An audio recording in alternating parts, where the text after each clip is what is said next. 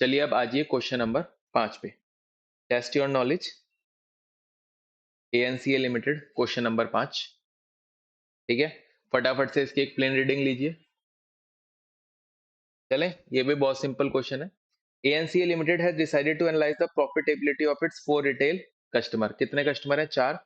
It बाइस product bye aqua eight 218 पर case. अगर ये लिखा है ना इट बाइस, तो यानी ये ट्रेडर है और मतलब बायस प्रोडक्ट, क्योंकि रॉ मेटेरियल नहीं खरीदना, सीधा प्रोडक्ट खरीद के बेच रहा है। तो बायो एक्वा कोई प्रोडक्ट होगा 218 रुपए पर केस के हिसाब से। केस क्या हो गया इधर? Level of activity. और 218 क्या हो गया? Purchase cost. And sales to them, जो उसके 4 रिटेल कस्टमर थे, किस कैसे सेल करता है?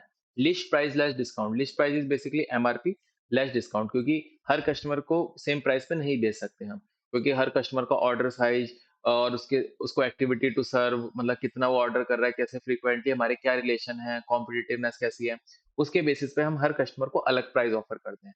तो लिस्ट प्राइस लेस डिस्काउंट के बेस पे हम हर कस्टमर को सेल करते हैं। Discount customer to customer vary करता है। The data pertaining to 4 customer are as follows. चारों कस्टमर से रिलेटेड डेटा दे रखा है।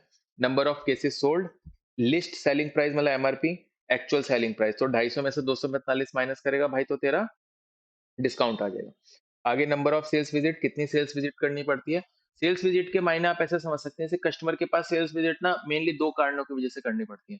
सबसे पहले तो कस्टमर बनाने के लिए, जैसे कस्टमर के पास आप जा रहे हो कि सर मैं आपके पास कब भी आ सकता हूँ। जैसे अगर आपने सीए प्रैक्टिस में देखा होगा, फोन आते रहते हैं, क्लियर टैक्स, कंप्यूटैक्स, केडी के सॉफ्टवेयर, इधर उधर से फोन आते रहते हैं कि सर डेमो ले लीजिए, मैं बता देता हूँ। मतलब कंपनी की तो कॉस्ट आ ही रही है ना। चाहे आपने प्रोडक्ट का डेमो लेने के बाद ये कह दिया हो जी मजा नहीं आया हमें, जी बेकार प्रोडक्ट है आपका, बट आपने तो प्रॉपर डेमो लिया, कंपनी की तो कॉस्ट आई। कंपनी की सेल्स विजिट आपके ऑफलाइन नहीं हुई, ऑनलाइन मोड में तो हो गई। बट कुछ केसेस के अंदर कुछ काम ऐसा होता है, कंपनी के बंदे खुद आपके घर भी आते हैं जी। जैसे मान के चलो आपका बैंकेट हॉल है, अब आपको वहां पर रेफ्रिजरेशन फैसिलिटी लगवानी है, तो आपने वोल्टास से भी बंदे मंगाए, एलजी से भी बुलाए, आपने हिताची से भी बुलाए कि जी आओ देखो कि हमारा जो पूरा बैंकेट है इसको बिल्कुल बढ़िया तरीके से कूलिंग सिस्टम यहाँ पर लगाना है, इस तरीके से लगेगा। तो कंपनी के बंदे आते हैं ना, सबसे पहले आपके पास विजिट करते हैं। तो सेल्स विजिट 2 होती है। सबसे पहले तो एक स्टार्टिंग में होती है कस्टमर बनाने के लिए। फिर दूसरी सेल्स विजिट्स होती हैं दूसरे तरह की, जब आप सामान बेच देते हो। लाइक जैसे अब वो आपका एसी वगैरह इंस्टॉल करके चले गए, आपको समझा के चले गए। बट जब आप एसी यूज़ करोगे बैंक्वेट हॉल में, जब वो एसी यूज़ करेंगे, जब वहाँ का स्टाफ यूज़ कर रहा होगा, तो कुछ ना कुछ उसको दिक्कतों का सामना करना पड़ेगा, कुछ चीज़ें उसको समझ नहीं आएँगी, क्योंकि कुछ चीज़ें ना ऑपरेट करने के बाद ही आती हैं। अब तब दोबारा से कंपनी के बंदों को बुलाओगे। जैसे आपने क्लियर टैक्स, कंप्यूटैक्स, ये सब केडीके, स्पेक्ट्रम, जो भी सॉफ्टवेयर आपने खरीदा, पहले तो कंपनी वाले बंदे ने डेमो दे दिया, फिर आपने खरीदा, बट खरीदने के बाद भी तो आपको होता है ना कि यार ये फीचर समझ नहीं आ रहा है, ये चीज कहाँ से निकलेगी वो। फिर आप दोबारा कंपनी के बंदे को कॉल करते हो।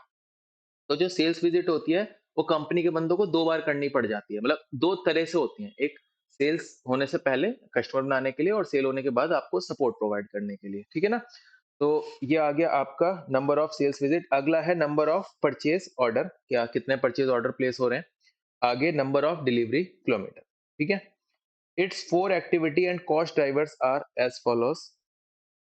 जो 4 एक्टिविटी और उनके कॉस्ट ड्राइवर दे रखे हैं, बट इसने एक्टिविटी और कॉस्ट ड्राइवर के रेट दे रखे हैं।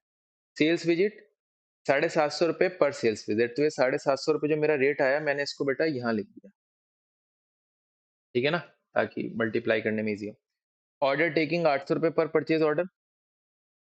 डिलीवरी 10.5 रुपए पर डिलीवरी किलोमीटर ट्रेवल्ड। 10.5 रुपए पर डिलीवरी किलोमीटर, और डिलीवरी किलोमीटर दे रखे हैं।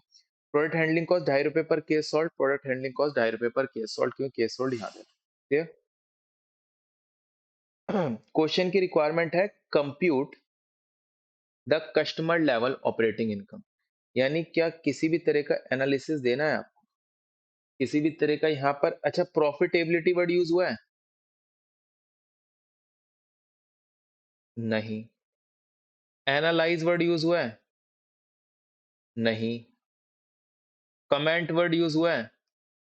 नहीं। या इस तरह का कोई रिलेटेड वर्ड यूज हुआ है? नहीं। सिर्फ क्या यूज हुआ है? Word compute. Compute means calculate, calculate करना है। Customer level operating income, customer level operating income को सिर्फ आप कंप्यूट कर कर आ जाइए। हाँ, कंप्यूट करने के बाद जो per unit profit percentage of sale और profit percentage of total profit निकाल देते हो, तो कोई हानि नहीं होगी। आपको अगले वाले पार्ट में काम आ जाएगा ना, एनालिसिस वाला पार्ट, जो अगली रिक्वायरमेंट है। तो यहाँ निकाल दो ना, profit per unit, percentage of sales, percentage of total profit. भाई निकाल देना, क्या दिक्कत है, निकाल देते हैं यहाँ पर। क्योंकि यहाँ पर चाहे भले ही उसके मार्क्स ना हो, बट अगली रिक्वायरमेंट में तो हमें हेल्प मिल ही जाएगी ना। ठीक है, चलिए, तो डेटा आपके पास है, पेज 9.50 पे आ जाते हैं। पहले हम खुद ही निकाल लेते हैं, कैसे निकलेगा। ये प्राइस पर यूनिट अपने को दे रखा है 250, 245, 250, 236, 250, 228, 250, 232। तो थोड़ा प्रेजेंटेशन अच्छी करने के लिए पहले तो सबसे पहले यूनिट सोल्ड लिखा करो यार। ये एक आदत डाल लो कि जब भी सीपीए करोगे ना, तो कस्टमर एबीसीडी लिख के ना यूनिट सोल्ड लिखा करो, क्योंकि एनालिसिस में काम आते हैं भाई हमारे। तो ये चारों आपने लिखे। अब लीस्ट सेलिंग प्राइस आप लिख देना, फिर उसके बाद डिस्काउंट का एक बना देना एक रो, फिर एक्चुअल सेलिंग प्राइस आ जाएगा। ठीक है ना। अब कॉस्ट ऊपर आपको एक दे रखी थी 218 पर केस। ठीक है, तो 218 पर केस की जो आपकी ये परचेज कॉस्ट है, इसको कंसिडर कर लीजिएगा आप। आगे देखिए। ठीक है, तो उसमें से परचेज कॉस्ट घटा दोगे तो एक तरह की डायरेक्ट कॉस्ट वो माइनस हो जाएगी। अब ये कॉस्ट होती है कस्टमर असाइनेबल कॉस्ट, या फिर जैसे हमने जब डीपीपी करा था तो मैंने सिखाया था ना, डीपीपी कॉस्ट होती है जो परचेज कॉस्ट या डायरेक्ट कॉस्ट के अलावा होती है। डीपीपी कॉस्ट आपको ध्यान आ रहा होगा, जिज्ञासा इंडिया लिमिटेड में हमने करा था। इसी तरीके से ये परचेज कॉस्ट डायरेक्ट कॉस्ट हो गई एक तरह से सीपीए में। और जो इसके बाद की कॉस्ट होती है उसको बोलते हैं कस्टमर असाइनेबल कॉस्ट। जैसे वहां डीपीपी कॉस्ट बोलते हैं, यहाँ कस्टमर असाइनेबल कॉस्ट बोलते हैं। वो कौन कौन सी हो गई, ये चार cost, sales visit, order taking, delivery और प्रोडक्ट हैंडलिंग कॉस्ट। ठीक है जी, चलते हैं। तो सेल्स विजिट की कॉस्ट कितनी आ जाएगी, 750 पर सेल विजिट। तो 750 गुणा कर देना भाई, 6 12 16 10 से। ऑर्डर टेकिंग 800 पर परचेज ऑर्डर, तो 800 इंटू 12 18 35 24। डिलीवरी 10.5 पर डिलीवरी किलोमीटर ट्रेवल्ड, 10.5 इंटू 280 350 450 400। और प्रोडक्ट हैंडलिंग कॉस्ट 2.5 रुपए पर केस सोल्ड, तो केस सोल्ड से गुणा कर देना, 7,580, 38,350, 78,520 एंड 15,560। क्लियर। चले, प्रॉफिट आ जाएगा। प्रॉफिट पर यूनिट निकाल देना, केसेस सोल्ड से डिवाइड करके। प्रॉफिट परसेंटेज ऑफ सेल्स निकाल देना, जो आपके एक्चुअल सेलिंग प्राइस आएगा ना, सेलिंग प्राइस और केस सोल्ड का मल्टीप्लाई करके जो आएगा, उससे डिवाइड करके निकाल देना। और profit percentage of total profit, percent of total profit का निकाल देना, कि टोटल प्रॉफिट जोड़ देना, उसमें देख लेना कि चारों प्रोडक्ट कितना कितना, चारों कस्टमर कितना कितना कंट्रीब्यूट कर रहे हैं आपके। ठीक है, चलते हैं। आंसर है इसका पेज 9.50। आईसीआई को ना क्वेश्चन आंसर साथ में देने चाहिए थे, पहले सारे क्वेश्चन फिर आंसर, आगे पीछे काफी हो जाता है। ठीक है जी, कस्टमर प्रॉफिटेबिलिटी जैसे मैंने आपको बताया था, चलो इसमें अच्छा है, ऊपर दे दिया सबसे पहले, केसेस आपको बता दिए। ठीक है, अब लिस्ट प्राइस, एमआरपी, उसके बाद डिस्काउंट, उसके बाद एक्चुअल सेलिंग प्राइस। आपको एक्चुअल सेलिंग प्राइस दे रखा था तो डिस्काउंट आपने निकाल लिया। और बढ़िया होगा कि अगर आप परसेंटेज भी निकाल दो। ठीक है ना, जैसे आपको 245 दे रखा था, 245 माइनस 250 करोगे 5 आ जाएगा, और 5 डिवाइडेड बाय 250 कर दोगे तो आपका 2% आ जाएगा निकल के। ठीक है ना। फिर उसके बाद वेरिएबल कॉस्ट दे दिया, कंट्रीब्यूशन आ गया, इसको डायरेक्ट कॉस्ट भी बोल सकते हो आप। फिर एडिशनल ओवरहेड में 4 दे रखे थे अपने को, visit cost, order processing, delivery और प्रोडक्ट हैंडलिंग कॉस्ट। चाहे तो आप वीडियो पॉज करके अपने लेवल पे भी निकाल सकते हो, सेम वही निकलेगी, कोई इसके अंदर हार्ड एंड फास्ट नहीं है यार। ठीक है ना, बस वही चीजें थी। तो ये क्या निकल कर आ गया आपका प्रॉफिट पर कस्टमर, 168 670, 567 350, 544 175, 148 040। ठीक है, क्लियर है ये चीज आपको यहाँ तक। यहाँ तक मेरे हिसाब से किसी बच्चों को कोई तकलीफ नहीं होगी। अब इसके बाद अपन निकाल देते हैं प्रॉफिट पर यूनिट। जैसे इसने प्रॉफिट पर यूनिट की जगह प्रॉफिट पर केस निकाला है, क्योंकि इधर लेवल ऑफ एक्टिविटी यूनिट नहीं केस है। प्रॉफिट परसेंटेज ऑफ सेल और profit percentage of total profit, इसने जो एनालिसिस कर रखा है ना, वो profit percentage of total profit के हिसाब से कर रखा है, प्रॉफिट परसेंटेज ऑफ सेल्स नहीं निकाली।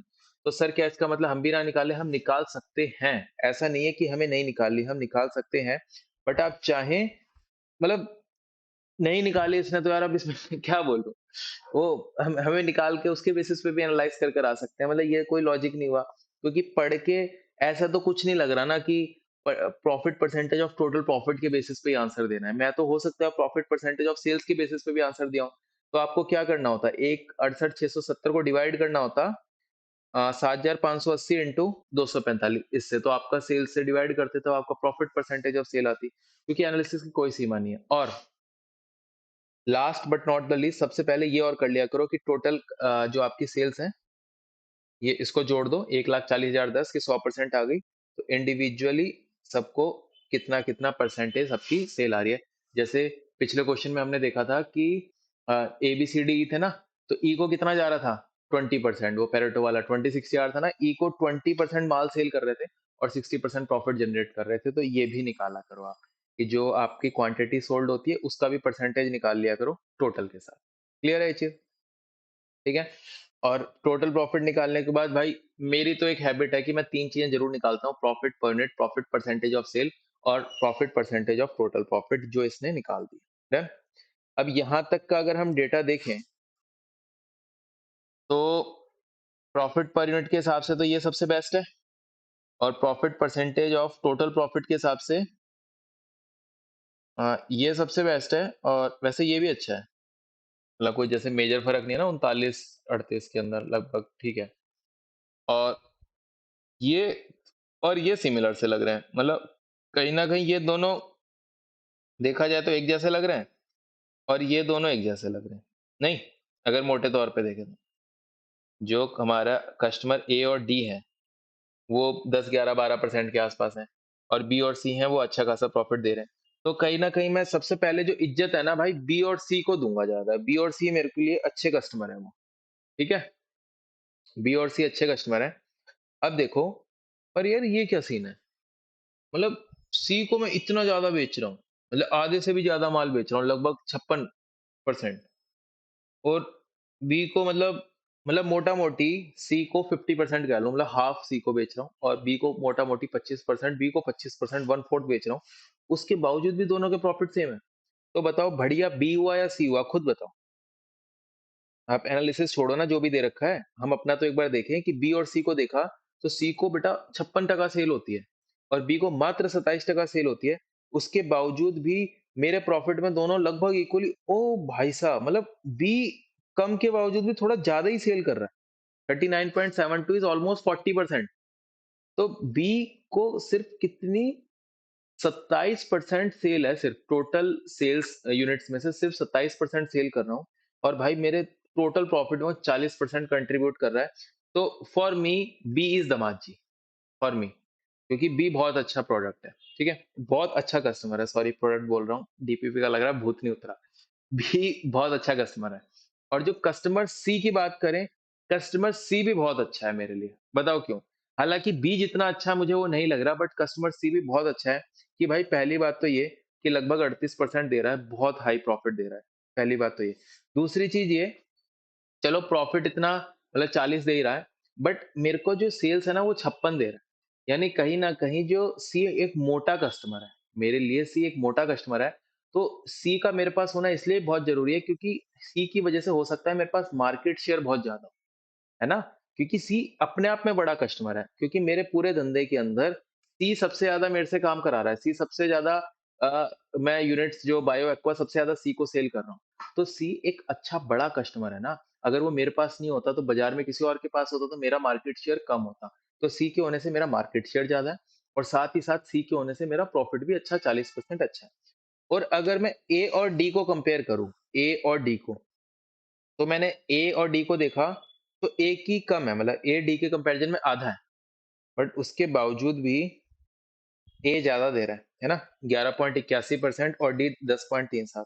तो मतलब मैं फिर ए को ज्यादा प्रेफरेंस दूंगा, ए मेरे लिए ज्यादा बढ़िया है, और डी सबसे खराब है। बट आप उसको ये नहीं कह सकते कि किसी तरह से आपको डिस्कार्ड करना है, क्योंकि नाना करते वो भी यार 1,48,000 ऑलमोस्ट 1.5 लाख का प्रॉफिट दे रहा है, 10.37 धंधे में 10% तो कंट्रीब्यूट कर ही रहा है। मतलब डी कह रहा है लगभग 11-1% का मेरा मैं सेल कर रहा हूँ, मतलब मेरी वजह से सेल हो रही है कंपनी की, और लगभग 10-11% ही मेरी वजह से कंपनी को प्रॉफिट हो रहा है। तो मोटा मोटा डी अपनी जगह सेट है। ठीक है। हालांकि सबसे मतलब चारों कस्टमर में मुझे सबसे कम अच्छा डी लगा, बट डी अपनी जगह सही है। बी मुझे सबसे प्यारा लगा, फिर सी, और उसके बाद ए।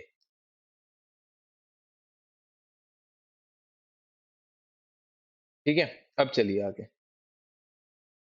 अब आगे चलते हैं। अब अब ना मैं उस वाले डेटा को थोड़ा एनालाइज करता हूँ। ये पेज 9.39 पे है ना, थोड़ा सा ये डेटा मैं एनालाइज करना चाहता हूँ।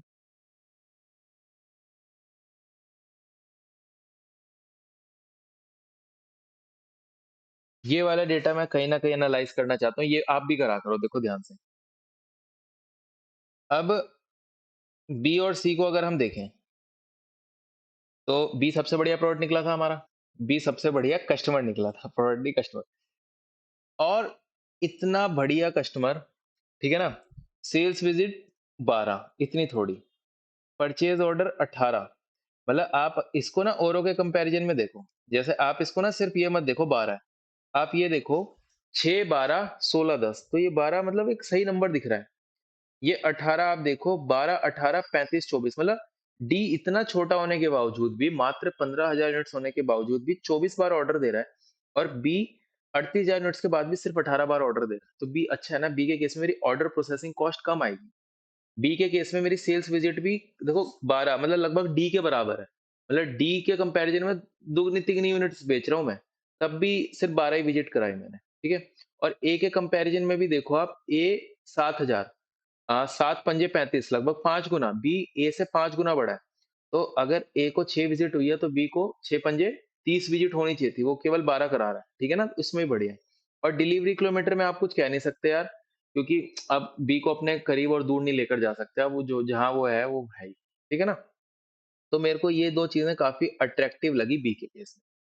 और अगर हम बी और सी को कंपेयर करें, तो बी के कंपैरिजन में सी की सेल डबल है, ऑलमोस्ट कह सकते हो ना। 38,350 को मैं 2 से गुना करूं तो 76,700, ऑलमोस्ट डबल। तो उसके हिसाब से जो सी है, उसको 24 सेल्स विजिट करानी चाहिए थी ना अपने पास, ऑलमोस्ट डबल है तो। बट उसने 24 ना करा के 16 कराई, तो ये मुझे बहुत अच्छा लगा सी के लिए, ये वाली चीज। और ये 18 के 36 करानी चाहिए थी, 35 कराई, ये भी अच्छा है, गुड है, ठीक है। और इसका अपन कुछ कर ही नहीं सकते, छोड़ो, ठीक है ना। तो बी और सी को अगर मैं देख रहा हूं, तो मुझे एक अच्छे और सेंसेबल कस्टमर लग रहे हैं। पर उसके बावजूद भी सी की कम क्यों है प्रॉफिट? मतलब बी का प्रॉफिट अच्छा खासा आ रहा था, मतलब बी और सी का ऑलमोस्ट बराबर आ रहा था, पर बी को कम बेचकर और सी को ज्यादा बेचकर तब भी क्यों बराबर आ रहा है? क्योंकि जो गेम है ना, वो यहाँ पर है। अगर आप 236 और 228 देखो, तो ये दोनों में डिफरेंस कितने का आ रहा है? 8 का। यानी कहीं ना कहीं सी को जो सामान है वो 8 रुपए सस्ता मिला है यार, 8 रुपए बी के कंपैरिजन में, यानी 78,520 इंटू 8, यानी देखा जाए तो 6,28,160 रुपए। मतलब सी ने आपसे एक्स्ट्रा डिस्काउंट लिया बी के कंपैरिजन में। देखो वैसे तो इसका डिस्काउंट कितना था, 250 माइनस 228, इसका था 22 का, इसका था 250 माइनस 236, 14 का। भाई सी को ज्यादा डिस्काउंट देना तो लाजमी है, क्योंकि सी आपको बहुत मोटा ऑर्डर दे रहा है, ठीक है, 78,000 का। तो सी को 22 रुपए का डिस्काउंट देना लाजमी है। और बी ने उतना बड़ा ऑर्डर नहीं दिया, तो 14 रुपए का डिस्काउंट। बट आप, मैं अगर 14 और 22 का कंपैरिजन देखूं ना, मैं 14 और 22 का कंपैरिजन क्यों देख रहे हो सर आप, मतलब क्यों एनालाइज कर रहे हो? क्योंकि यार मैंने मोटे तौर पे देखा कि बी के कंपैरिजन में सी को डबल सेल हो रही है। बट अगर हम देखें तो ओवरऑल धंधे में दोनों लगभग 40%, ऑलमोस्ट दोनों बी और सी लगभग 40% कंट्रीब्यूट कर रहे हैं, बी भी 40 और सी भी 40। तो क्या रीजन रहा? तो मैंने देखी सबसे पहले ये चीजें, मैंने सबसे पहले ये 3 चीजें देखी। इसके अंदर मुझे ज़्यादा फ़र्क नहीं लगा। ये ज़्यादा मतलब ऐसे फैक्टर नहीं लगे जिनकी वज़ह से प्रॉफ़िट में फ़र्क आया। बट जब मैंने डिस्काउंट देखा ना, ये मुझे एक मेजर फैक्टर लगा। क्योंकि बी को मात्र 14 का और सी को ₹22 का, यार ₹8 का डिस्काउंट काफ़ी होता है। और 78,520 यूनिट्स में इंटू 8, यानी 6,28,000, ऑलमोस्ट सवा 6 लाख रुपए सी बी के कंपैरिजन में एक्स्ट्रा डिस्काउंट ले गया। तो कहीं न कहीं यार, मतलब वो कंपनसेट हो गया वहाँ पर कि सी को आपने एक्स्ट्रा यूनिट बेची, अच्छी बात है, बेच के ज़्यादा सेल्स रेवेन्यू करा, बट कहीं न कहीं सेलिंग प्राइस डाउन भी मार गया, क्योंकि आपने डिस्काउंट भी अच्छा दे दिया, ठीक है? तो मेन रीज़न ये जो डिफरेंस करा है, ये डिस्काउंट का है। क्लियर है? और अगर हम ए और डी को कंपेयर करके देखें, जो हमारे लिए ज़्यादा इंपॉर्टेंट है भी नहीं, क्योंकि 10-10% के आस-पास दोनों दे रहे हैं, तो उसके अंदर हमें ए ज़्यादा अच्छा लगा था। क्योंकि अब अगर आप ए और डी को देखोगे, तो ए डी के कंपैरिजन में आधा है ना? लगभग आधी यूनिट्स मैं ए को बेच रहा हूँ। तो ये 10 के कंपैरिजन में 6 कर रहा है, ये भी ठीक है। 24 के कंपैरिजन में 12 कर रहा है, ये भी ठीक है। और अगर डिस्काउंट को देखें तो 250 माइनस 232, 18, और ये 5, ठीक है। डिस्काउंट भी ठीक है, बट कहीं ना कहीं यार डी को अपन ने डिस्काउंट नहीं ज्यादा दे दिया। चलो ए छोटा कस्टमर है, 7,580, अगर ए छोटा कस्टमर है तो जो उसकी बार्गेनिंग पावर है ना वो भी लो होगी ए की। व्हाई? क्योंकि 7,580 ही यूनिट्स वो मेरे से ऑर्डर कर पा रहा है, तो उसकी इतनी पोजीशन नहीं है ए की कि वो मेरे से ज्यादा डिस्काउंट ले पाए यार। क्योंकि सी होगा ना वो बड़े चौड़ में बोलेगा, भाई तेरे से 78,000 यूनिट्स ऑर्डर कर रहा हूँ तो मुझे डिस्काउंट दे, ठीक है। ए इतना चौड़ में नहीं बोल पाएगा बिकॉज मात्र 7,500 यूनिट से तो मेरे से ऑर्डर कर रहा है, तो ए को डिस्काउंट कम लाजमी है। बट डी क्यों चौड़ा हो रहा है भाई? डी को 18 रुपए का डी को फालतू में दामाद जी क्यों बना रखा था हमने 18 रुपए का? मतलब देखा जाए तो भाई साहब बी को भी नहीं दिया आपने, बी को 14 रुपए का डिस्काउंट और डी को 18 रुपए का डिस्काउंट, ये मेरे लिए बड़ा अनजस्टिफाइड है ना। आपने डी को इतना प्रिविलेज क्यों दे रखा है, जनता जवाब चाहती है। और तो चीजें ठीक लग रही हैं, बट जो ये 18 रुपए का डिस्काउंट डी को मेरे लिए जस्टिफाइड नहीं है। बिकॉज भाई बी इतना औसम कस्टमर है यार, उसको मात्र 14 का दे रहे हो, और आप इसके कंपैरिजन में देखोगे ना ये दुगना तिगना ऑर्डर कर रहा है, उसके बावजूद भी इसको 18 इसको 14। भाई ये तो भाई कुछ, ये भाई भतीजावाद चल रहा है, चाचा विधायक है, कुछ तो गड़बड़ चल रही है इसके अंदर। ठीक है ना? वो देखते हैं तब पता चलेगी। तो ये मोटा मोटा एनालिसिस हमने कर लिया। अब आ जाते हैं रियल एनालिसिस के ऊपर।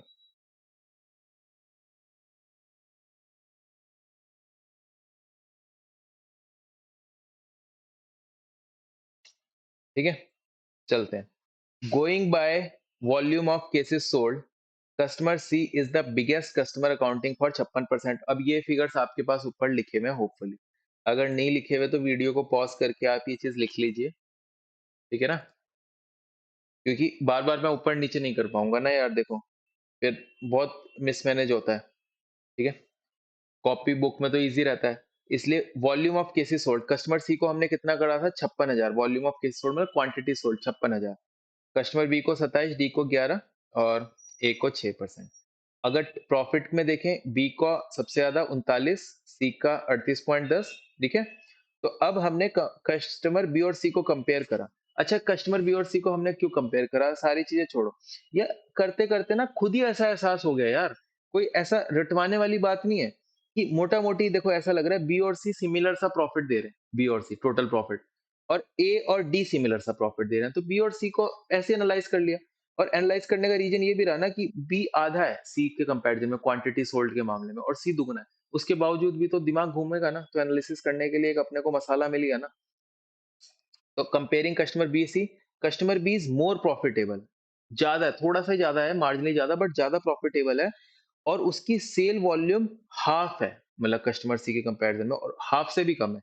हाफ से भी कम आप देखो, 78,520 का आधा करो, 78,520 डिवाइडेड बाय 2, 39,260 आता है। 78,520 का आधा 39,260, और वो 39,260 से भी कम है, 38,350 और 1,000 यूनिट लगभग कम है उससे। ठीक है, तो भाई साहब कस्टमर भी गजब कस्टमर है। प्राइमरी रीजन मैंने आपको बताया, क्योंकि देखो मैंने सबसे पहले ना डिस्काउंट सबसे लास्ट में क्यों करा, जानबूझ के मैं आपको बताना चाहता था कि आप विजिट कॉस्ट देखो, order processing cost, delivery, product handling की कॉस्ट हमने देखी, इनमें हमें कुछ खास नहीं मिला। तो मेन रीजन हमें मिला डिस्काउंट, कि 14 रुपए का डिस्काउंट मिल रहा था बी को, और 22 रुपए का डिस्काउंट मिल रहा था हमारे कस्टमर सी को। तो ये जो 14 और 22 का डिफरेंस था ना, ये जो 8 का डिफरेंस आया इंक्रीमेंटल, ये इम्पैक्ट कर गया मेजर इनकी प्रॉफिटेबिलिटी के अंदर। ठीक है, primary reason is the discount. फिर डिस्काउंट के बारे में ये चीज बोल रखी है कि वो हायर डिस्काउंट नेगोशिएट कर पाया जो कस्टमर सी है, क्योंकि वो इतना बड़ा ऑर्डर दे रहा है, और कुल मिला के इसी की वजह से ह्यूज इम्पैक्ट ऑन प्रॉफिटेबिलिटी पड़ा है। ठीक है जी। अब देखो मैंने नीचे एक चीज ये भी लिख रखी है, बी एंड सी को कंपेयर करते हुए visit cost, order processing cost, delivery cost, product handling cost का प्रॉफिटेबिलिटी पर इम्पैक्ट नहीं बताया गया। सिर्फ किसका बताया गया? प्राइमरी रीजन डिस्काउंट, सॉरी, सिर्फ डिस्काउंट का ही रीजन बताया गया। आपकी visit cost, order processing cost, delivery cost का रीजन क्यों नहीं बताया गया, प्रोडक्ट हैंडलिंग कॉस्ट का? बिकॉज बेटा जो डिफरेंस आया ना, वो आया ही डिस्काउंट की वजह से है। और जो आपकी ये एक्टिविटीज है ना, क्योंकि आप सी को डबल सेल कर रहे हो ऑलमोस्ट, तो ये एक्टिविटी अप्रोक्सीमेटली डबल भी तो लगेंगी। मतलब you cannot say like that कि 39 पे है ना,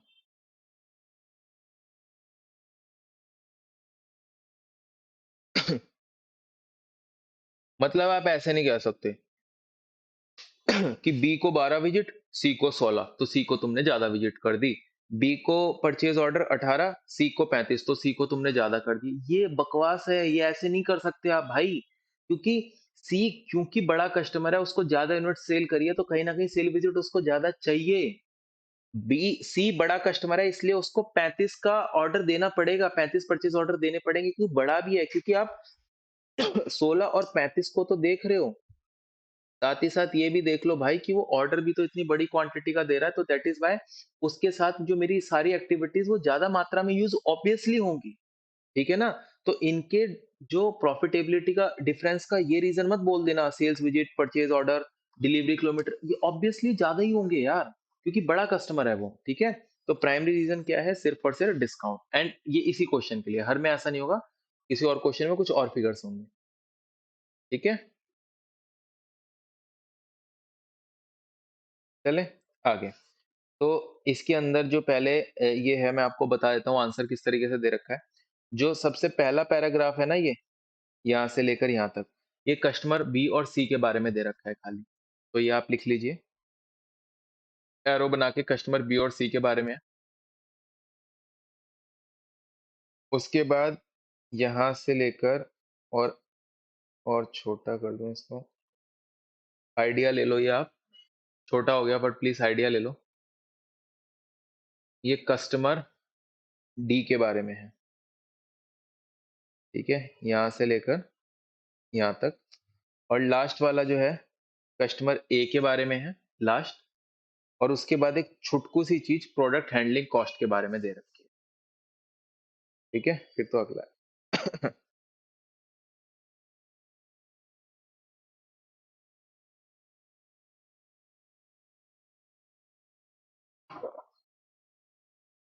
चले, बी और सी का पूरा हो गया। अब तो फर्क किस वजह से है? डिस्काउंट की वजह से, उसके बारे में हमने लिख दिया। अब कस्टमर सी और अच्छा इसके बारे में ओके, एक ये भी बात, चर्चा का विषय ये भी बनाया इन्होंने, 14.69 और 6.93। ऑलमोस्ट ये चीज बेटा ऑलमोस्ट आधी ही आनी थी। जैसे ये 6.93 और ये 14, मतलब 7 और 14, ये ऑलमोस्ट आधा ही आना था। क्योंकि प्रॉफिट तो सेम है, टोटल प्रॉफिट तो 544, 567, लगभग 5.5 लाख। प्रॉफिट तो दोनों का टोटल प्रॉफिट सेम है, बट जो यूनिट सोल्ड है वो डबल और आधी है। जैसे 38 वो 78, ऑलमोस्ट डबल है। तो जो प्रॉफिट पर यूनिट है वो आधा ही आना था, सिंपल मैथमेटिक्स है। या टोटल प्रॉफिट सेम है ऑलमोस्ट, और जो यूनिट्स हैं वो आधी हैं एक दूसरे की, यूनिट सोल्ड, तो जो प्रॉफिट पर यूनिट वो आधा ही आना था। ठीक है? तो इसको भी बोल दिया। अब इसके अंदर ना ये क्वेश्चन थोड़ा सा लालच कर रहा है। वो कह रहा है कि सी से ना कहीं सी को हम ज्यादा डिस्काउंट दे रहे हैं, तो सी से बात करूं। आपको लगता है वैसे प्रैक्टिकली ये बोलना चाहिए उसको?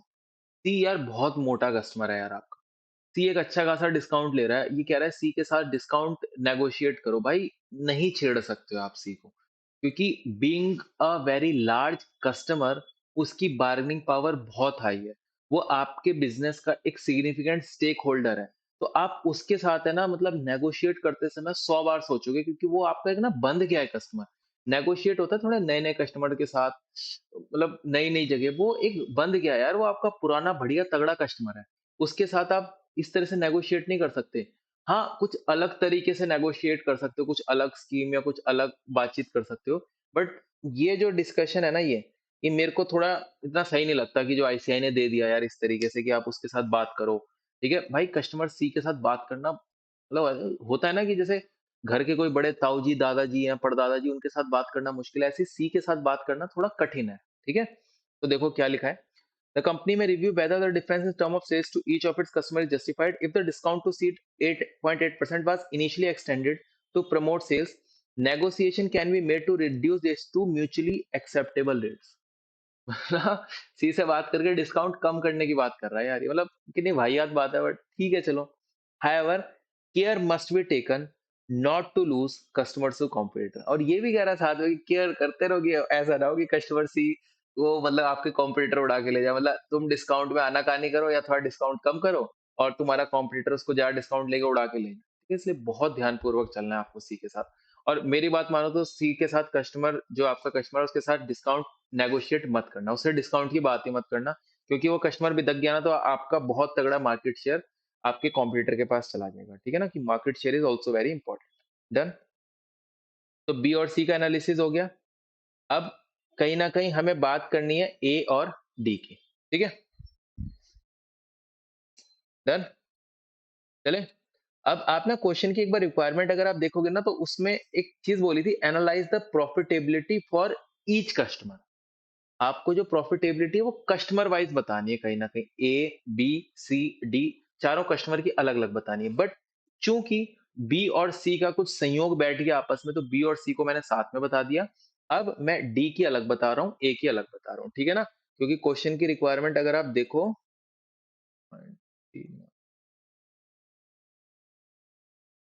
क्या बोला है, analyse the profitability for each customer. B और सी की बता दी, अब डी और ए की बताएंगे।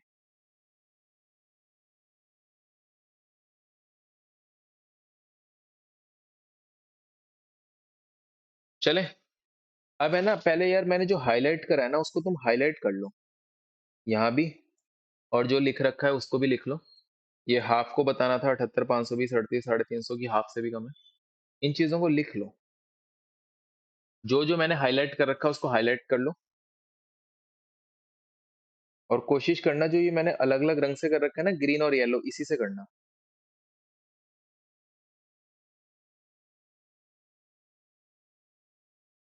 स्टडी मटेरियल अच्छा लगे चाहे ना लगे, at the end of the day पढ़ना स्टडी मटेरियल ही है। पेपर आपको आईसीआई का ही देकर आना है। तो हमें चाहते ना चाहते भी स्टडी स्टडी मटेरियल को यूजर फ्रेंडली बनाएंगे ना, अपने हिसाब से नहीं पढ़ रहे पूरा मोटे मोटे चीजें पॉइंट पॉइंट याद रख के जाएंगे, ठीक है ना। बट स्टडी मटेरियल के साथ कोई वो नहीं, मतलब अच्छे से प्रेम रखना है स्टडी मटेरियल के प्रति, अपना पूरा प्रेम।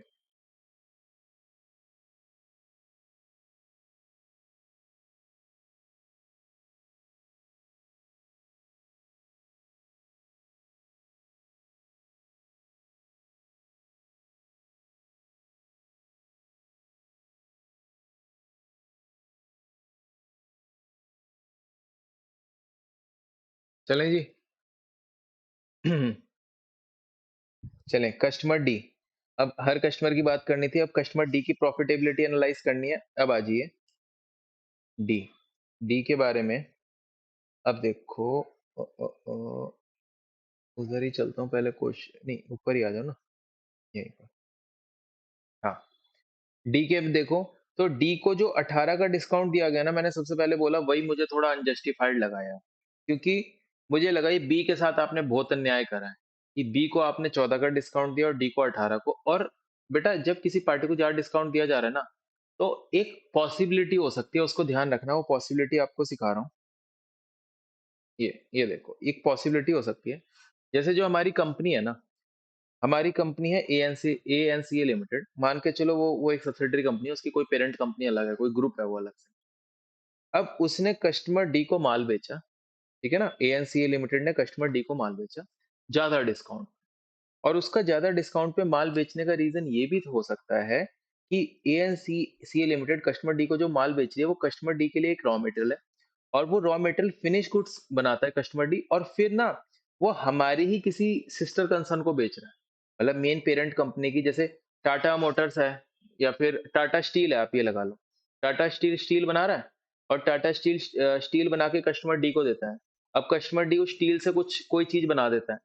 अब वो जो चीज बनती है ना, वो टाटा टी में या टाटा मोटर्स के अंदर या टीसीएस में काम आ रही है। तो that is why ANC limited ज्यादा डिस्काउंट पे भी बेच सकता है कस्टमर डी को। तो ज्यादा डिस्काउंट पे बेचने का मतलब हमेशा मत ये सोचना कि चाचा विधायक है या भाई भतीजावाद कुछ और गड़बड़ चल रही है। एक जेन्युइन रीजन ये भी हो सकता है। तो जब भी इस तरह का है, तो एक आप पॉइंट ये भी लिख कर आ सकते हो, कि ज्यादा रीजन ये भी हो सकता है कि कंपनी जो सामान बेच रही है कस्टमर को, कस्टमर उसको उससे मतलब प्रोसेस करके उसको फिनिश गुड्स बना रहा है, और वो बना के हमारी किसी सिस्टम कंसर्न को अल्टीमेटली बेच रहा है। तो हमारी सिस्टम कंसर्न को वो चीज सस्ती बेचेगा ना। अगर ये चीज मैं इसको कम प्राइस पे दूंगा रॉ मटेरियल, तो इसका फिनिश गुड कम प्राइस पे बनेगा, तो मेरी सिस्टर कंसर्न की कॉस्ट कम आएगी ना, इससे मेरे ओवरऑल पेरेंट कंपनी का प्रॉफिट बढ़ेगा, ठीक है ना। तो घुमाने वाली बात है पैसे को। आप अगर यहाँ कॉस्ट ज्यादा दोगे, तो ये कॉस्ट बढ़ेगी, सिस्टम कंसर्न की कॉस्ट बढ़ेगी, कंपनी को लोड पड़ेगा। या अभी थोड़ा सा रियायत दे दो, तो आप घुमा लो, सिस्टम कंसर्न को थोड़ा रिलीफ मिल जाएगा आपकी, ठीक है ना। तो अल्टीमेटली पेरेंट कंपनी के लेवल पे भी मेरे को कई बार चीजें सोच के चलनी पड़ती है डिस्काउंट देने से पहले किसी, ठीक है। चलते हैं, और आइए, और ये हो गया। और दूसरी चीज, चलो, विजिट कॉस्ट। अगर देखा जाए तो मैं कस्ट इसकी विजिट कॉस्ट और इसकी विजिट कॉस्ट देखता हूँ। इस भाई को मात्र सेल हो रही है 11%, 10% बोल देता हूँ। देखो सिंप्लिसिटी के लिए ना, इसको 10 बोलता हूँ, इसको इसको 30 बोल दो। नहीं नहीं, ये तो 5 है। रुको, सेल सेल की बात करें, ये है 10, ये 25 ले लो, ये 50 ले लो, ये 5 ले लो, हो जाएगा ना? 5, 25, 50, 10। मोट नहीं नहीं नहीं, अभी भी नहीं बैठा यार। इसको 60 लेने या छोड़ो, ऐसे समझो, इतना ही लो।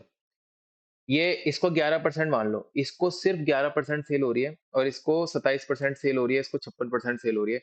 यानी ये लगभग इससे 5 गुना है, और ये 2.5-3 गुना ज्यादा है। कस्टमर बी लगभग दो ढाई ढाई एक गुना ज्यादा होगा ना। 27.4 डिवाइडेड बाई 11, हाँ 2.5 गुना बैठ रहा है। और कस्टमर सी 56 डिवाइडेड बाय 11, 5 गुना। मतलब कस्टमर डी के कंपैरिजन में देखो तो बी 2.5 गुना बड़ा है, और सी 5 गुना बड़ा है। उसके बावजूद भी ये भाई साहब अपनी 10 सेल्स विजिट करा रहे हैं। मतलब कायदे से अगर इसकी 10 है, तो कस्टमर बी की होनी चाहिए थी 2.5 गुना 25, और कस्टमर सी की होनी चाहिए थी 5 गुना 50, इतनी ज्यादा। या फिर उल्टा मैं बोलूं कि अगर कस्टमर बी की 12 है, तो इसकी होनी चाहिए थी 12 डिवाइडेड बाय 2.5, मात्र 4.8 या 5 होनी चाहिए थी। और 16 डिवाइड बाय 5 3, मतलब 4-5 होनी चाहिए थी, इससे ज्यादा नहीं होनी चाहिए थी इसकी सेल्स विजिट, और इसकी सेल्स विजिट 10।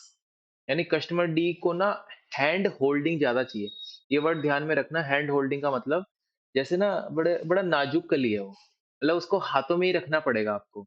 या अगर और थोड़ा सा लेमन लैंग्वेज बोलूं तो उसके लाड करने पड़ रहे हैं आपको कस्टमर डी के। कस्टमर डी को आपको पलकों पे बिठा के रखना पड़ रहा है। कुछ कुछ जैसे होता है ना, कुछ जैसे बच्चे होते हैं स्पून फीडर होते हैं, मतलब इतने बड़े हो जाते हैं, इतने बड़े हो जाते हैं, तब भी माँ बाप उनको छोटे बच्चे की तरह ट्रीट करते हैं, ग्रो नहीं हो पाते वो बच्चे। इसी तरह कस्टमर डी है, उसको आप बहुत बहुत हाथों में रख रहे हो, बहुत नाजुक से पाले जा रहे हो कस्टमर डी को। भाई क्यों? इतनी सेल्स विजिट क्यों दे रहे हो आप उसको? क्या रीजन है उसका? बी और सी भी तो आपके कस्टमर है ना, उनको तो इतनी सेल विजिट लगने डी को लग रही है। और चलो कोई जेन्युइन रीजन है भी कि डी को इतनी सेल्स विजिट लग रही है, तो आप उससे कुछ एक्स्ट्रा चार्ज करो कि भाई तू एक पर्टिकुलर सेल्स विजिट तक फ्री है, उसके बाद चार्ज लो, पर डिस्काउंट उसको आप कम दो। या फिर कोई दिक्कत आ रही है कि आप में और डी में कंपेटेबिलिटी नहीं बैठ पा रही, तो कुछ उसका सॉल्यूशन निकालो कि कहाँ दिक्कत आ रही है, क्यों इतनी सेल्स विजिट की जरूरत है। बट ये चीज ठीक करो, इतनी सेल्स विजिट भाई नहीं जम रही मेरे को कि आप डी को इतनी सेल्स विजिट दो। अब यहाँ आ जाओ भाई, ये 18, 35, 24, मतलब देखा जाए तो जो कस्टमर बी है वो इससे 2.5 गुना बड़ा है, 2.5 गुना बड़ा। तब भी वो कस्टमर डी के कंपैरिजन में कम ऑर्डर दे रहा है। ये 24 ऑर्डर देता है, ये इतना छुटकू सा होते हुए 11% होते हुए 24 ऑर्डर, और वो इतना बड़ा 25-23% होते हुए 18 ऑर्डर। ठीक है। और ये जो सी है उससे 5 गुना बड़ा होने के बावजूद भी केवल 35 ऑर्डर।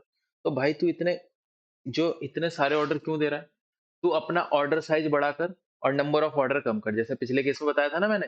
तो डी को मेरी स्ट्रिक्ट इंस्ट्रक्शन रहेगी, भाई देख, कम से कम तेरे को इतनी यूनिट्स तो तेरे को ऑर्डर करनी पड़ेगी, तेरे को नंबर ऑफ ऑर्डर कम करके अपने ऑर्डर साइज बढ़ाना पड़ेगा।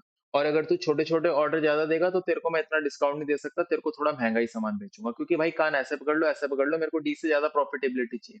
क्लियर है? चलते हैं। अब डिलीवरी कॉस्ट को आप समहाउ नहीं टैकल कर सकते, क्योंकि डिलीवरी कॉस्ट ना यार वो 10.5 रुपए लग रही है। ठीक है, पर डिलीवरी किलोमीटर के हिसाब से। और आप ये जो चारों लग रही हैं, ये आप उनको पास और दूर नहीं कर सकते ना यार, वो तो जितना दूर पास होंगे उतना होंगे। बट हाँ, ये डिलीवरी कॉस्ट ज्यादा इसलिए भी होती है क्योंकि नंबर ऑफ डिलीवरी ज्यादा है। क्योंकि आप डिलीवरी कॉस्ट देखोगे ना, दो चीजों से मिलके बनती है। अगर उसमें देखा डिलीवरी किलोमीटर, देखो ये डिलीवरी, ये जो है ना 280, ये है बेटा डिलीवरी किलोमीटर। यानी ये निकलता है number of delivery multiply by kilometre पर डिलीवरी। किलोमीटर पर डिलीवरी बेसिकली मींस कि जो कस्टमर का डिस्टेंस है आपकी फैक्ट्री से, तो इस चीज को तो भाई मैं कुछ कर नहीं सकता। बट नंबर ऑफ डिलीवरी ज्यादा हो जाती है अगर नंबर ऑफ ऑर्डर ज्यादा होते हैं। अगर एक कस्टमर जितनी बार ऑर्डर देगा उतनी बार डिलीवर भी तो करोगे।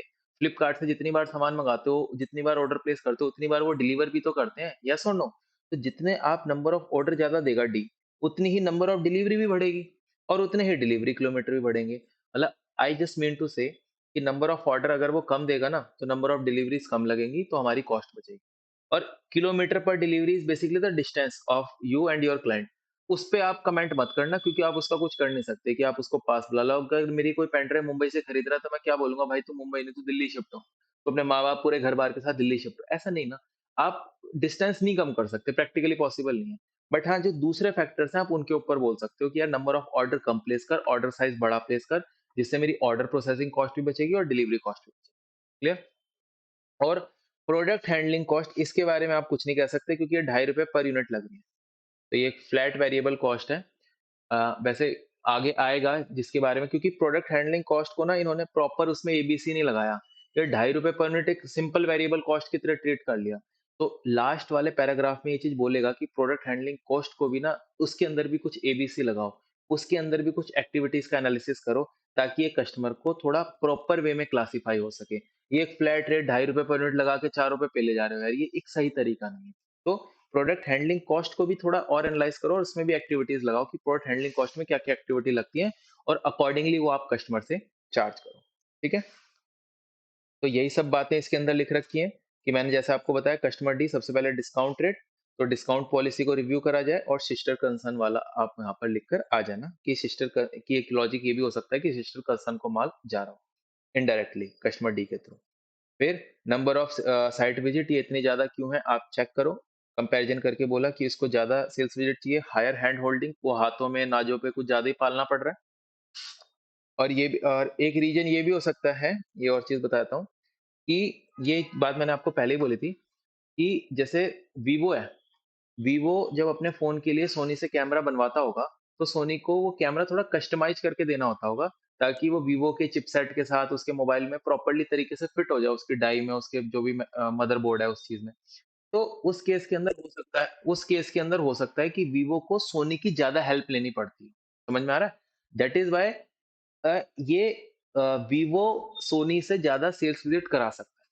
तो इन दैट पर्टिकुलर केस ऐसा हो भी सकता है कि क्योंकि आपका जो प्रोडक्ट है वो उसके अंदर कस्टमाइज़ करना है मुझे अपने प्रोडक्ट के अंदर, जो यानी सोनी का जो कैमरा सोनी के लिए प्रोडक्ट है, वो मुझे अपने प्रोडक्ट वीवो फ़ोन के अंदर थोड़ा और कस्टमाइज़ मैनर में चाहिए, तो मुझे ज़्यादा सेल्स विज़िट की जेन्युइनली भी ज़रूरत हो सकती है। तो सेल्स विज़िट जब भी आएगा आप ये पॉइंट और लिख कर आ सकते हैं कि मेरा प्रोडक्ट कुछ ज़्यादा ही कस्टमाइज़ है, दैट इज़ व्हाई मुझे ज़्यादा सेल्स विज़िट की ज़रूरत होती है। क्लियर? तो ये भी लिख कर आ सकते हैं। तो उस केस के अंदर भाई पर कुछ भी हो तो आप उनसे चार्ज कर सकते हो हायर सेलिंग प्राइस, या एक फिक्स रेट चार्ज कर लो सेल्स विजिट का। जैसे कंपनी भी बोल सकती है, जैसे आपने एलजी का कोई लिया फ्रिज, ऐसी कुछ प्रोडक्ट लिया, कंपनी बोल सकती है सर 2 बार फ्री आऊँगी, जैसे एसी की 2 बार फ्री सर्विस होएगी, भाई उसके बाद जो भी सर्विस होगी वो चार्जेबल होगी, या उसके बाद कोई दिक्कत परेशानी हो तो पैसे लो। क्लियर? ऐसे कर सकते हो आप। डन।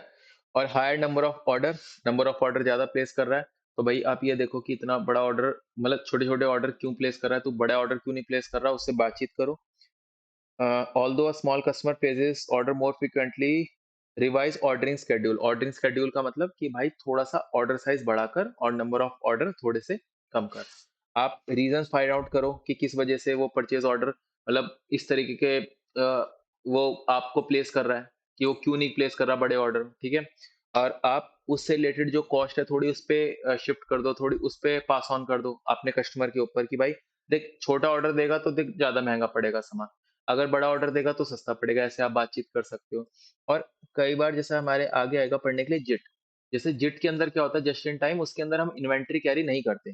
तो कस्टमर, जो आपका कस्टमर डी है ना, हो सकता है वो अपने पास इन्वेंट्री ना कैरी कर रहा हो। तो जब इन जिट के केस के अंदर ना एक जरूरत पड़ जाती है कि हमें सप्लायर को बार बार ऑर्डर करना पड़ता है। तो कस्टमर डी हो सकता है कि हमें बार बार ऑर्डर प्लेस कर रहा हो क्योंकि वो जिट फॉलो कर रहा हो। पर जिट के केस के अंदर भाई आपको जो प्राइस है ना वो सप्लायर से थोड़ा महंगा पड़ता है। जिट मीन्स ये है कि जस्ट इन टाइम, कि आप अपने पास ना इन्वेंटरी मत कैरी करो या बहुत थोड़ी इन्वेंटरी कैरी करो, इन्वेंटरी में पैसा फंसा के मत रखो, जैपनीज लोगों का कॉन्सेप्ट है। तो जो अगर आप जिट फॉलो कर रहे हो, अपने पास इन्वेंटरी बिल्कुल ना के बराबर रख रहे हो या थोड़ी सी रख रहे हो, तो आपको बेटा बार बार ऑर्डर प्लेस करने पड़ते हैं अपने सप्लायर को, फ्रीक्वेंट ऑर्डर प्लेस करने पड़ते हैं। आप छोटी-छोटी क्वांटिटी बहुत ज़्यादा बार मँगाते हो, तो आपका सप्लायर छोटी-छोटी क्वांटिटी बहुत ज़्यादा बार आपको भेजेगा, तो बताओ उसकी ऑर्डर प्रोसेसिंग कॉस्ट और डिलीवरी कॉस्ट ज़्यादा आएगी कि नहीं आएगी? तो वो आपको बेटा एक डिस्काउंटेड प्राइस, एक अच्छा प्राइस नहीं दे पाएगा, वो आपको कहीं न कहीं एक महँगा प्राइस ही दे पाएगा। क्योंकि आप भी तो एक चतुराई दिखा रहे हो जिट लगा के, आप भी तो अपनी कॉस्ट बचा रहे हो यार। और अगला बंदा इतनी बार आपको भेजेगा थोड़ा-थोड़ा, थोड़ा-थोड़ा सामान, अगले की भी तो कॉस्ट ज़्यादा आ रही है, तो वो आपको एक स्पेशल प्राइस ही दे पाएगा, एक ज़्यादा प्राइस दे पाएगा। आपको एक डिस्काउंटेड प्राइस वो इतना नहीं दे पाएगा, ठीक है? तो आप क्या करो, हायर सेलिंग प्राइस चार्ज करो या फिर उसका डिस्काउंट कम करो। क्लियर? और नंबर ऑफ डिलीवरी और नंबर ऑफ ऑर्डर के अंदर बेटा सेम रीज़न है, आप पढ़ के देख लीजिएगा चाहे, क्योंकि नंबर ऑफ ऑर्डर जैसे-जैसे ज़्यादा होते हैं, तो ऑर्डर प्रोसेसिंग कॉस्ट तो बढ़ती-बढ़ती है, डिलीवरी कॉस्ट भी साथ में बढ़ जाती है। क्लियर? चलते हैं। अब इधर बात आती है कस्टमर ए की। अब कस्टमर ए का एनालिसिस कर लेते हैं हम। कस्टमर ए को अगर हम देखें तो डिस्काउंट, चलो छोटा कस्टमर है तो सबसे कम डिस्काउंट है। देखो सबसे थोड़ा सामान लिया और थोड़ा ही डिस्काउंट मिला तो चलता है, ठीक है। और विजिट, अगला बंदा विजिट भी बहुत कम करा रहा है, ठीक है। बट अगर हम बी के कंपैरिजन में देखें तो बी से ये लगभग 5 गुना कम है। बी के कंपैरिजन में लगभग 5 गुना कम है और सी के कंपैरिजन में 10 गुना कम है। तो विजिट फिर भी ज़्यादा ही लगी यार इसके पास देखा जाए ना, क्योंकि ये 20 के कंपैरिजन में 5 गुने कम है, तो 12/5 विजिट होनी चाहिए थी और सी के कंपैरिजन में 10 गुने कम है, तो 16/10 विजिट होनी चाहिए थी। तो इसने 6 विजिट कराई, ये भी थोड़ी मुझे ज़्यादा ही लग रही है। ऑर्डर प्रोसेसिंग कॉस्ट इसने तब भी अपने बहुत मतलब इसने ज़्यादा ही दिए हैं ऑर्डर, इसके हिसाब से ऑर्डर ज़्यादा दिए हैं, कम देने चाहिए थे इसको। और इसी वजह से कॉस्ट, डिलीवरी कॉस्ट भी मेरी ज़्यादा आएगी, ठीक है? बट ये ना 22.25 इसका प्रॉफिट पर यूनिट बहुत अच्छा आया। सारे कस्टमर में सबसे अच्छा इसका प्रॉफिट पर यूनिट आया। इसका बेटा मेन रीज़न ना क्या है? इसका मेन रीज़न ये है कि आपने डिस्काउंट इसको मात्र 2% डिस्काउंट, इस वजह से ये ओवरऑल प्रॉफिट पर यूनिट इसका अच्छा आ गया। तो कस्टमर ए, ऑल्दो इसने हालाँकि माना कि चलो विज़िट थोड़ी-सी ज़्यादा करा ली, ऑर्डर थोड़े से एक्स्ट्रा दे लिए, बट कहीं न कहीं हमने ना मतलब कान दूसरी तरफ से पकड़ लिए, प्राइस भी फिर उसको ज़्यादा ही दिया है। अगर इसने हमारी विजिट मतलब इतना छोटा कस्टमर होने के बावजूद भी इसने 6 विजिट कराई या 12 ऑर्डर दिए, तो कंपनी ने फिर इसका उसी तरीके से भाई कराया, मतलब इसका काम कि उसको ज़्यादा ही सेल्स प्राइस पे सामान बेचा है। जैसे सिर्फ 2% का ही डिस्काउंट दिया, ठीक है ना? कितने का? ₹245 में बेचा है। देखो सबसे ज़्यादा इसी को बेचा है मैंने, सबसे महँगा इसी को बेचा है, क्लियर? तो इससे ऐसे बातचीत मेरी बन गई कस्टमर ए से। बट कस्टमर एक अच्छा कस्टमर है, ठीक है? कस्टमर ए के साथ मैं कोशिश करूँगा कि मेरा बिज़नेस बढ़े, क्योंकि कस्टमर ए का प्रॉफिट पर यूनिट बहुत अच्छा है। इस वजह से मेरा प्रयास रहे कस्टमर ए ग्रो करे, जो बीइंग छोटा कस्टमर है अभी, बट कोई नहीं, कस्टमर ए के साथ मैं ग्रो करना चाहूँगा। चलिए, कस्टमर ए स्मॉलेस्ट कस्टमर है, 6% टोटल वॉल्यूम है, बट वो मोस्ट प्रॉफिटेबल है इन टर्म्स ऑफ प्रॉफिट पर केस के हिसाब से। क्योंकि मात्र 2% का ही डिस्काउंट मिल रहा है। कस्टमर एक का ये भी है क्योंकि मात्र सिर्फ 5% ही आपसे ऑर्डर कर रहा है। आपका बहुत छोटा कस्टमर है तो उसकी बार्गेनिंग पावर ऑब्वियसली लो होगी, तो दैट इज़ व्हाई आप उसको ज़्यादा मतलब महँगा सामान बेच रहे हो और कम डिस्काउंट दे पा रहे हो। बट कंपनी ना उसके साथ एक अच्छा बिज़नेस रिलेशनशिप कैरी ऑन करे, अच्छा लॉन्गर टर्म्स में बनाए और उसके अच्छा डिस्काउंट दे। बट कंपनी अगर ए को अच्छा डिस्काउंट देगी ना, तो इस मतलब कंपनी ए को अब अच्छा डिस्काउंट क्यों दे? क्योंकि कंपनी ए के साथ ना आप ग्रो करें। बट ग्रो करने से क्या होगा कि कंपनी ए को अच्छा डिस्काउंट देगी ना, तो हो सकता है बी और सी इससे थोड़ा-सा परेशान हो जाएँ। पहली रीज़न ये है क्योंकि बी और सी आपसे अच्छा खासा ऑर्डर कर रहे हैं। तो अगर आप ए जो कम ऑर्डर कर रहा है उसको भी थोड़ा-सा ज़्यादा डिस्काउंट दोगे ना, और ये बात कहीं न कहीं बी और सी की नॉलेज में पड़ती है, तो आपका बिज़नेस इम्पैक्ट होता है इससे। आपको मतलब एक दुष्प्रभाव पड़ेगा आपके बिज़नेस पे। और दूसरी चीज़ बेटा, ये चीज़ ना मतलब चलो दे दी, मैं बता देता हूँ आपको कि ना एक बिज़नेस के अंदर ना कैपेसिटी कंस्ट्रेंट होता है। अगर जैसे मैं सोचूं कि मैं 1 लाख यूनिट बना लूं, तो जरूरी नहीं है मैं 1 लाख यूनिट बना पाऊं। हो सकता है मेरी फैक्ट्री के अंदर मेरी क्षमता सिर्फ 50,000 यूनिट बनाने की हो, सिर्फ 10,000 यूनिट बनाने की हो। तो मुझे ये भी देखना पड़ता है कि मेरी फैक्ट्री में मेरी पूरी क्षमता कितनी है। ये चैप्टर आएगा स्टार्टिंग के अंदर, उसमें टॉपिक होगा थ्योरी ऑफ कंस्ट्रेंट्स। जब मैं पढ़ाऊंगा ना तब आपको ये चीज समझ आएगी कि ऐसा नहीं है कि आपकी जितनी मार्केट में सेल्स डिमांड है या आप जितना मनचाहा सामान है उतना प्रोड्यूस कर सकते हो। ऐसा नहीं होता, क्योंकि जैसे अगर हम दिन में सोचे तो 24 घंटे ही हैं, तो ये भी एक कंस्ट्रेंट ही है कि हम सिर्फ 24 घंटे ही काम कर सकते हैं, उससे ज़्यादा नहीं कर सकते। जैसे बिज़नेस में आपके पास सपोज़ करो 4 ही मशीन है और आपके पास काम इतना है कि 10 मशीनें भी लग जाएँ तो थोड़ी है। बट यार आपको जो काम है उन 4 मशीनों से ही करवाना पड़ेगा ना, 6 मशीनें नहीं, थो एक ऑर्डर के लिए 6 मशीनें थोड़ी खरीदेगा भाई। यस और नो? तो हमारे पास धंधे में कभी-कभी कैपेसिटी कंस्ट्रेंट भी होता है। तो आप अगर ए के साथ अच्छा बिज़नेस करना चाहते हो, सोचते हो कि ए को मैं डिस्काउंट देके ए को और ज़्यादा सेल करूँ मैं।